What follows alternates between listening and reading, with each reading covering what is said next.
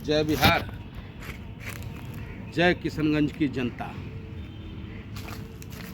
आज हम आपसे अपील कर रहे हैं कि बिहार और बिहार की अस्मिता कहीं ना कहीं खतरे में है। बिहार जो सदैव राजनीति में सूचिता क्या होती है उसका परिभाषा देने का काम बिहार ने किया, लेकिन आज बिहार खूनी राजनीति के लिए जाना जा रहा है। आज बिहार कहीं न कहीं अपशब्दों का भंडार के रूप में जाना जा रहा है कि बिहार में विपक्षी दलों के द्वारा या सत्ता पक्ष के द्वारा एक दूसरे पे किस तरीके से कटाक्ष करने का काम करते हैं। जैसा कि एक वायरल हुआ वीडियो तेजस्वी यादव की जनसभा में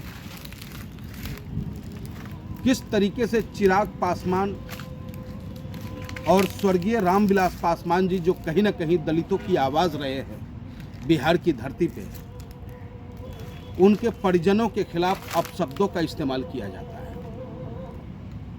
तो ये राजनीति का गिरता हुआ स्तर है जो बिहार के हित में ठीक नहीं है।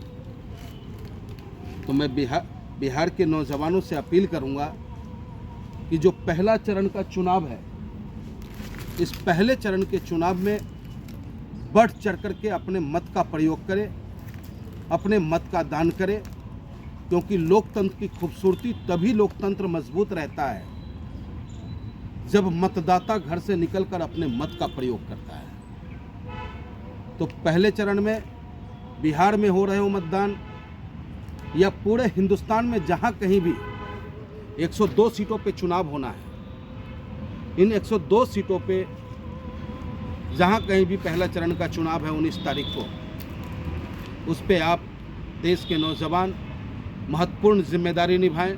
अपने आस पड़ोस के जो बुजुर्ग लोग हैं उनके लिए जो व्यवस्था बनी है वैकल्पिक, उसमें अपना योगदान दें और उनका भी मतदान कराने का काम करें।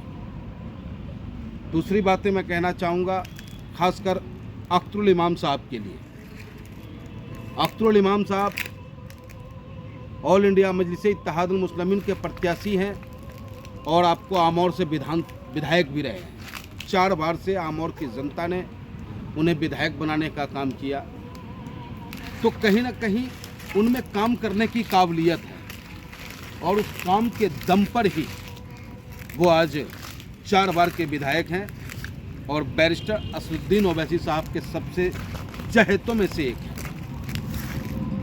तो मैं किशनगंज की जनता से अपील करता हूं कि किशनगंज वालों, ये चुनाव महज आप एक सांसद का चुनाव नहीं सांसद को चुनने नहीं जा रहे, आप किशनगंज के भाग्य को बनाने जा रहे हैं। क्योंकि अख्तरुल इमाम वो फायर ब्रांड और बोलने वाला नेता है। आप हमारी संख्या को मत देखना कि हम कितने सांसद बनकर के लोकसभा के अंदर में पहुंचते हैं, आप हमारे काम करने के तरीके को देखना।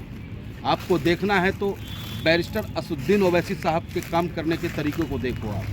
आपको देखना है तो आप देखें कि इम्तियाज़ जलील साहब किस तरीके से औरंगाबाद की धरती पे विकास की गंगा बहाने का काम किया और आम जनों की आवाज़ कितनी बुलंदी के साथ लोकसभा की धरती पे उठाने का काम किया। तो और उसी अंदाज में बिहार की जो आवाज़ है, जो खासकर किशनगंज, सीमांचल, पूर्णिया, अररिया, इन सब तमाम क्षेत्रों की आवाज़ अख्तरुल इमाम साहब बिहार के सबसे बड़े पंचायत विधानसभा में पटना की धरती पर रह करके उठाते रहे, लड़ते रहे हैं आपके लिए। तो आप अपने कीमती वोट का इस्तेमाल आने वाली 26 तारीख को अख्तरुल इमाम साहब के समर्थन में करेंगे। पतंग चुनाव चिन्ह का बटन दबाएं आप।